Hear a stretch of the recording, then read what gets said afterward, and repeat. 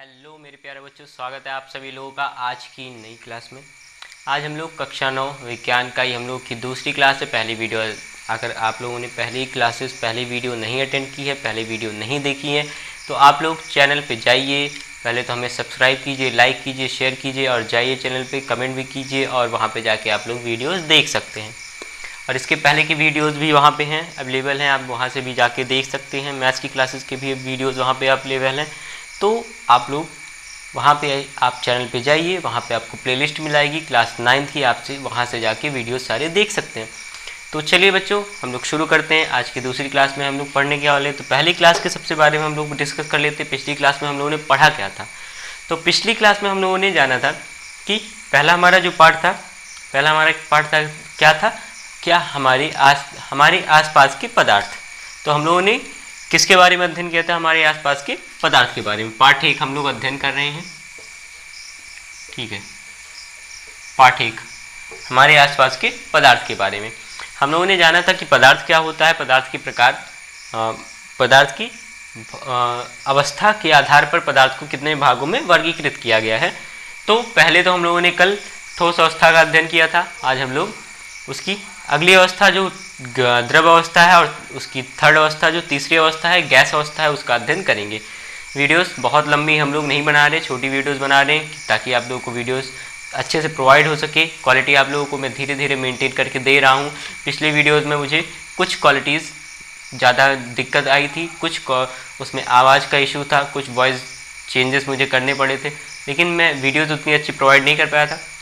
लेकिन मेरी कोशिश फिर से वही है, मैं वीडियोस अच्छी बना रहा हूँ, कोशिश अच्छी चल रही है। नए मैं सॉफ्टवेयर का यूज़ कर रहा हूँ, मैं अकेला ही हूँ, कोई मेरी टीम नहीं है। मैं खुद ही डिज़ाइन करता हूँ सारी चीज़ें, खुद ही सिलेबस डिज़ाइन करता हूँ, खुद ही उसको पढ़ाता और इसको एडिट भी मैं ही करता हूँ। तो इसमें वजह से मुझे टाइम लग जाता है वीडियोज़ को बनाने, एडिट करने और अपलोड करने में। वीडियोज़ आप लोगों की वीडियोज़ एक दिन पहले बनती हैं, अपलोड दूसरे दिन होती हैं, क्योंकि कई सारी क्लासेस के वीडियोज़ रहते हैं, इस वजह से एक साथ अपलोड नहीं हो पाते। तो चलिए बच्चों शुरू करते हैं, टाइम ना वेस्ट करते हुए। तो आज हम लोग पढ़ने वाले हैं इसकी दूसरी अवस्था, जिसको हम लोग द्रव के नाम से जानते हैं, द्रव अवस्था के नाम से जानते हैं। इसके बारे में हम लोग पढ़ेंगे और हम लोग पढ़ेंगे तीसरी अवस्था जो है वो गैस अवस्था के बारे में, द्रव अवस्था और गैस अवस्था के बारे में, ठीक है। पदार्थ की द्रव अवस्था के बारे में हम लोग अध्ययन कर रहे हैं। तो पदार्थ की द्रव अवस्था क्या होती है, तो वह पदार्थ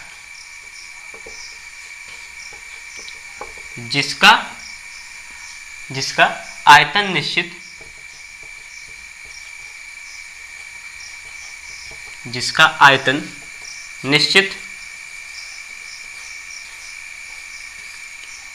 तथा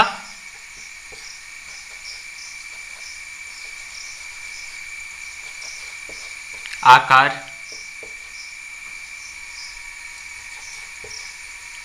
अनिश्चित होता है।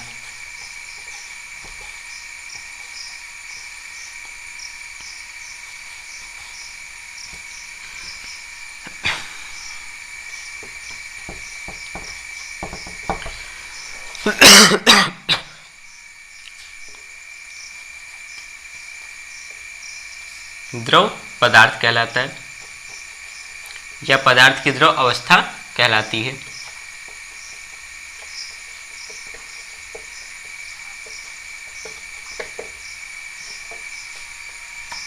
तो वह पदार्थ जिसका आकार निश्चित और आयतन निश्चित तथा आकार अनिश्चित होता है, वो हमारा कहलाता है द्रव पदार्थ कहलाता है। तो भैया अब इसको हम लोग उदाहरण के माध्यम से समझते हैं। जैसे कि यहाँ पे क्या हुआ, हम लोगों ने क्या किया कि एक ग्लास ले लिया, एक हम लोग पिछले वीडियोस में हम लोगों ने डिस्कस किया था। हम लोगों ने क्या किया, यहाँ पे ये वीडियोस माफ़ करना, थोड़ा ड्राइंग का इशू है, इस वजह से मैं ड्राइंग अच्छी नहीं बना सकता, इससे ज़्यादा अच्छी तो मैं नहीं बना सकता। तो ये यहाँ पे हमारा क्या है, ये हमारा कुछ भी मान लेते हैं हम लोग, इसको मान लेते हैं 1 लीटर की बॉटल है। ठीक है। इसमें कितना पानी आ रहा है? 1 लीटर पानी आ रहा है।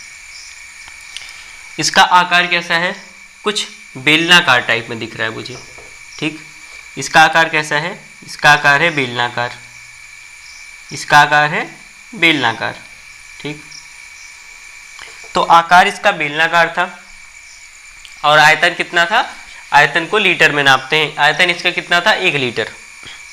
अब इसको हम लोगों ने क्या किया गया? वी प्रकार की, वी आकार की बाल्टी में हम लोगों ने क्या किया? डाल दिया, ठीक।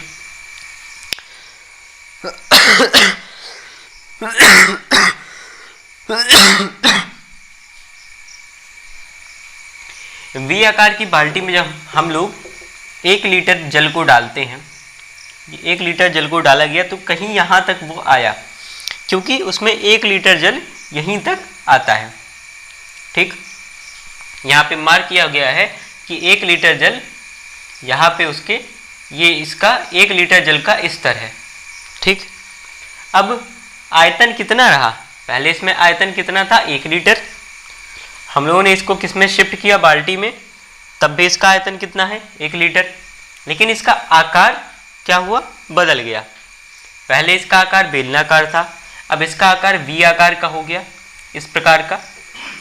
तो आकार इसका बदला लेकिन आयतन वही रहा। तो ये हमारा हो गया पदार्थ की द्रव अवस्था, जिसमें आयतन निश्चित और आकार अनिश्चित होते हैं।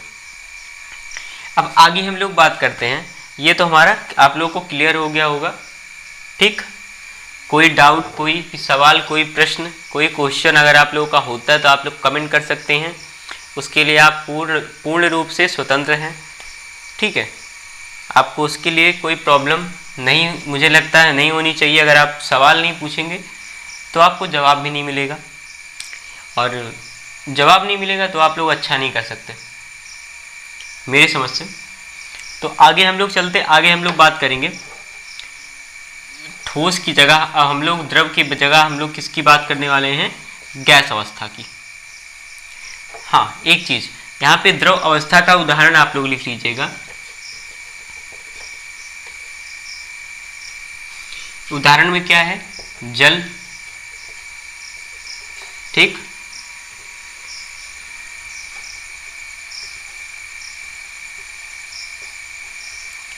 तरल पदार्थ, जो भी पदार्थ होंगे,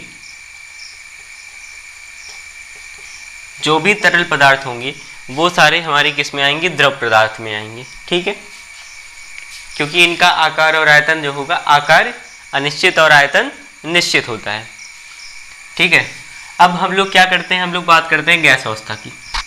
इसको हम लोग थोड़ा शिफ्ट कर देते हैं दूसरी जगह। यहाँ पे हम लोग बात करने वाले हैं गैस अवस्था की। तो वह पदार्थ जिसका आयतन तथा आकार, जिसका आयतन तथा आकार दोनों अनिश्चित होता है, वो क्या कहलाता है? गैस। पदार्थ की गैस अवस्था कहलाती है।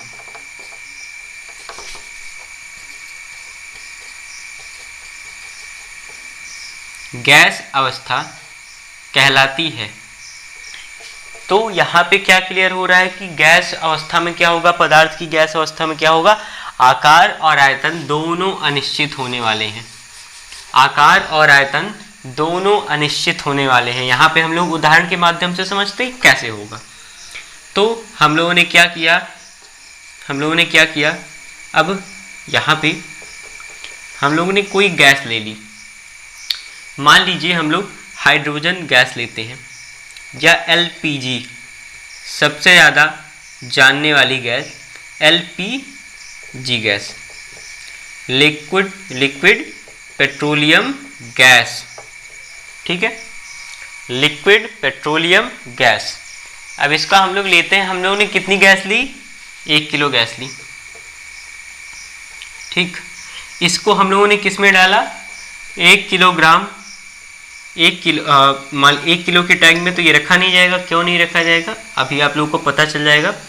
हम लोगों ने इसको क्या किया, 5 केजी या 2 केजी तो 2 किलोग्राम का एक टैंक लिया, सिलेंडर छोटा सा, और इसमें हम लोगों ने इसको क्या किया, स्टोर कर दिया।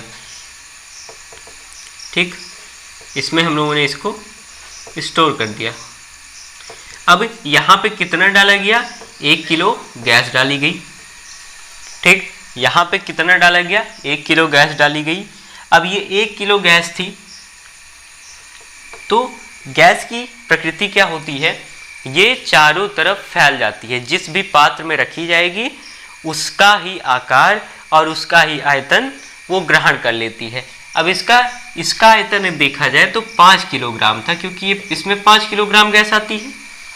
ये चारों तरफ फैल गई, आयतन कितना हो गया, आयतन कितना हो गया,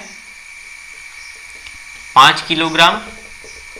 ठीक, आकार कैसा है, बेलनाकार है।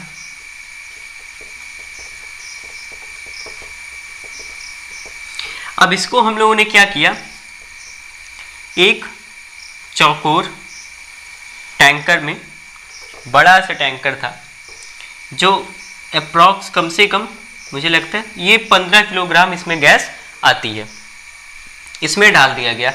1 किलोग्राम गैस को जब इसमें डाला गया, 1 किलोग्राम गैस को जब इसमें डाला गया तो ये क्या हुआ, 1 किलोग्राम गैस चारों तरफ सिलेंडर में पहुंच गई और उसका आयतन कितना हो गया, इसका आयतन हो गया, इसका आयतन अब कितना हो गया, 15 किलोग्राम।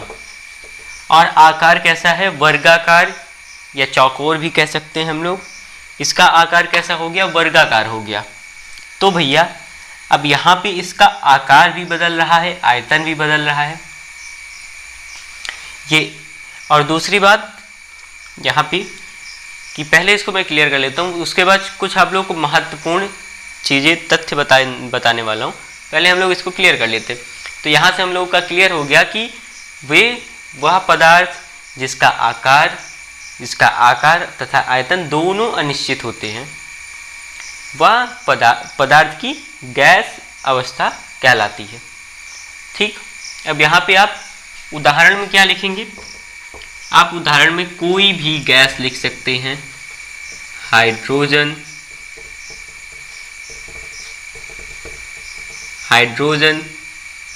ठीक है, हीलियम,